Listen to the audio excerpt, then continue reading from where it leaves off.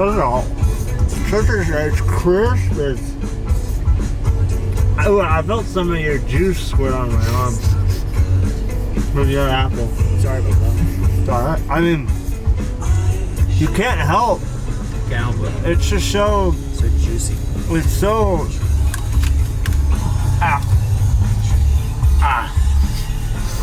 It's just so juicy.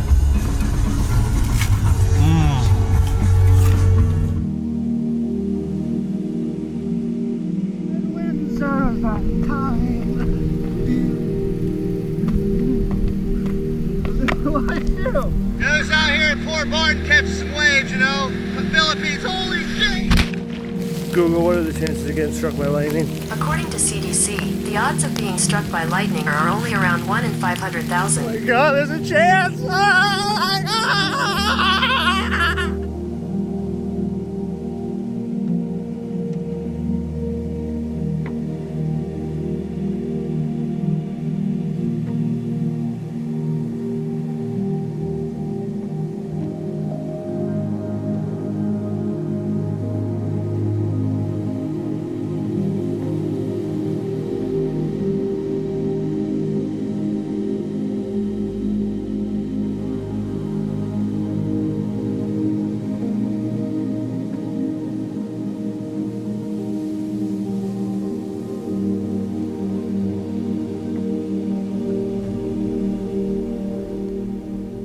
So this is something that I've kind of known for a long time, but I've never really went in depth in talking about it as I'm going to right now.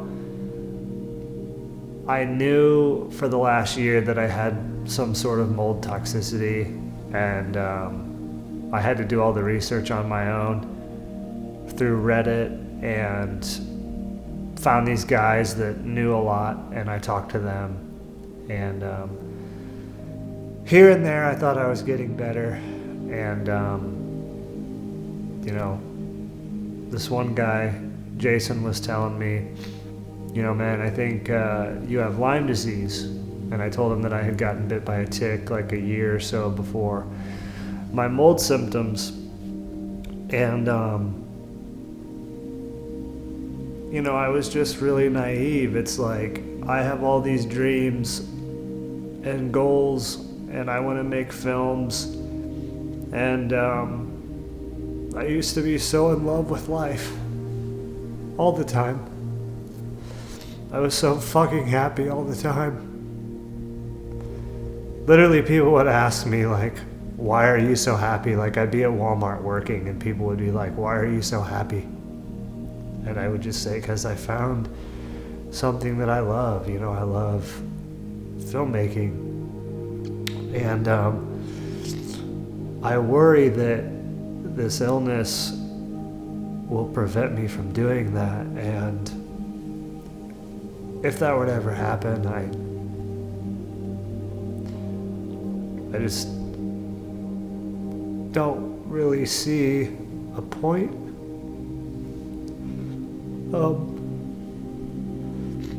But as of right now, everything is manageable, and I thought I was getting better, and so I was naive, and I didn't, I went to a couple regular doctors, and typically, if you've ever had an illness or a weird thing that you couldn't figure out, doctors are no fucking help. They don't know what the hell they're talking about. And they either think that you're just making shit up, or that you're depressed, or you're using your phone too much, or whatever bullshit that they can come up with. And so, I did that for a little bit, and then I'm like, you know what? I'm pretty sure it's mold. I had mold in my house, sold my house, all this stuff. And I gradually was getting better, but then it would kind of come back a little bit, and this, that, and the other, and I had a friend tell me, hey man, you could have Lyme disease. Because I told him I got bit by a tick. And he recommended that I see a specialist, a mold and Lyme specialist. And I was just, again, like stubborn and didn't think that I needed to. And lately it's gotten worse. And, you know, I'm still able to film and do things, but I don't know, I just feel alone. And I know I have friends and people that support me, but it's like, people only see what they see. They don't see the dark shit that no one wants to fucking talk about ever. And if you look at my social media, you mostly see like that I've shot for Sony recently and I'm doing these films and oh man, your cinematography is awesome. And honestly, if I didn't have that, I would be in a dark abyss right now. If I didn't have people to, you know, tell me that I'm worth it or that I'm a good artist, I don't think that I would be able to deal with it right now. Like, that's the only way that I drown it out. And I worry that I might get worse enough to where I can't do that anymore. So I hired a specialist and I talked to her today, and that's kind of why I'm even making this, because I'm gonna get some testing done, but she thinks that I have Lyme disease and mold toxicity co-infection, which is very common in these types of cases. And if this has ever happened to you, you know that you have to be your own advocate and look everything up yourself, and it's super scary and no one knows anything. And people think you're fucking crazy. Like, I literally had to give my ex-girlfriend my cat because I can't be around him because I'll react. My nervous system literally reacts to, I don't know if it's his mold colonization, but it sounds fucking crazy me just saying it to a camera right now. But, you know, like, I've had to deal with that shit. Like, I've had to deal with telling people that and them literally looking at me like I'm a fucking idiot. And it's just been really hard. And I wanted to make this because I know that people struggle. And we don't ever want to talk about it because we're afraid that people don't want to work with us, or we're afraid that we'll put that negative energy onto their life. And we don't want to ruin it for them, you know? We don't want to be a burden to anybody. That's why over time I just stopped talking about it. And to my own detriment, I just wanted to fucking forget about it. I wanted to just move on. And I realized that I can't, and then it can always come back. And then I have to really focus on, healing and take it slow. And I figured by now, you know, being a little over a year later, since November, since I've been in my house, that I'd be okay, but I'm not. And so I just wanted to speak on this. I just wanted to tell people, like, you know, what really is going on. And in a really fucked up way, I think that this type of thing helps with creativity and drawing from that place of darkness and despair. But you can't let it consume you, because it will.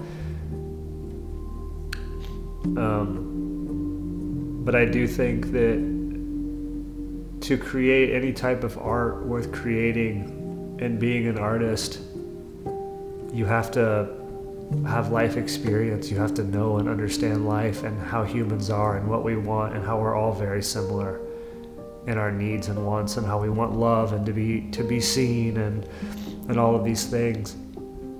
And once you figure all of those things out, it allows you to create art that connects with other people and inspires them. And that means the world to me. That people, that people tell me that some of my films, that some of my films really help them or inspire them. It really means a lot to me. Thank you.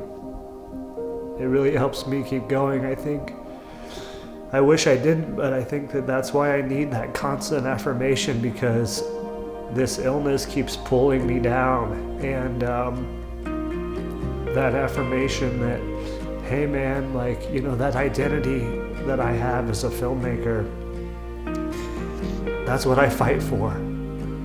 And I feel like that's what really keeps me afloat. And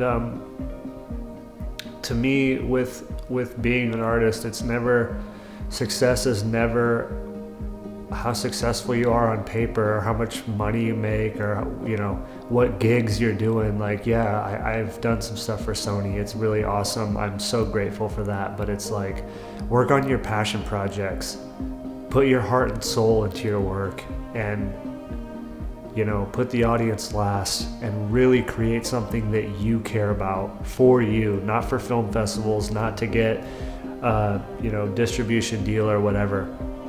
Create art for you, and that's how it'll resonate with people the most.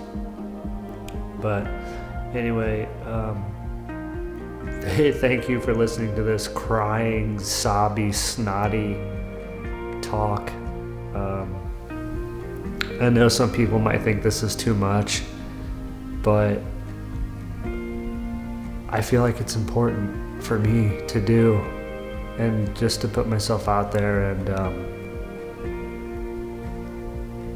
because we all feel these things. We all do. All of us. But we hide them because we're afraid to be judged, and I don't give a fuck if anyone thinks I'm a pussy or whatever they think. It doesn't matter. So, thank you. I think I'm losing my mind a little bit. So,